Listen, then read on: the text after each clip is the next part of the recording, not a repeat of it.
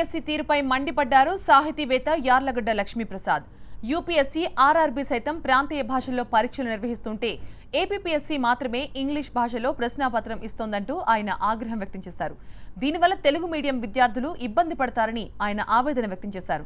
ఉద్యోగాల భర్తీలో టీఎస్పీఎస్సీ కంటే ఏపీపీఎస్సీ వెనుకబడి ఉంది అన్నారు. ఆంధ్రప్రదేశ్ పబ్లిక్ సర్వీస్ కమిషన్ వాళ్ళు నడిపేటువంటి ప్రవేశ పరీక్షలు ఏవైతే ఉన్నాయో వాటిలో కేవలం ఇంగ్లీష్ మాత్రమే పెడతాం సబ్జెక్ట్ అని చెప్పి అడుగుతున్నారు వాళ్ళు. అందులో ఉన్నటువంటి ఇబ్బంది ఏంటంటే తెలుగు మీడియంలో డిగ్రీ చదువుకున్నటువంటి విద్యార్థులు 1వ తరగతి నుంచి 10వ తరగతి వరకు తెలుగు మీడియంలో చదువుకున్న విద్యార్థులు వాళ్ళు అప్పుడు ప్రవేశ పరీక్ష సోషల్ స్టడీస్లో ఇంగ్లీష్లో రాయాలంటే చాలా ఇబ్బంది పడిపోతారు. వాళ్ళు ఆ పోటీకి తట్టుకోలేరు. అందుచేత ప్రభుత్వాన్ని కోరేది ఏంటంటే ఏపీపీఎస్సీ అధికారులను కూడా కోరేది ఏంటంటే అయ్యా ప్రత్యామ్నాయంగా తెలుగు ప్రశ్న పత్రాలు కూడా మీరు వాళ్ళకి ఇవ్వండి. మీరు లేకపోతే ఆంధ్రప్రదేశ్లో తెలుగును చంపేటువంటి పని చేయొద్దు అని చెప్పి చెప్తాం. ఇప్పటికీ 5 సంవత్సరాల నుంచి మనం పరిపాలించిన ప్రభుత్వం తెలుగుని ఎటు చంపేసింది.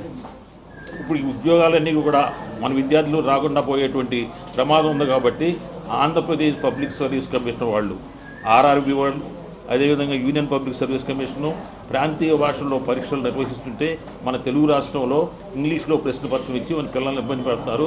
విద్యార్థులంతా ఆందోళన చెందుతున్నారు. కాబట్టి దీని మీద వెంటనే తక్షణం చర్య తీసుకుని తెలుగులో కూడా ప్రత్యామ్నాయంగా పరీక్ష రాయడానికి అవకాశం కల్పించాలని కోరుతున్నాం.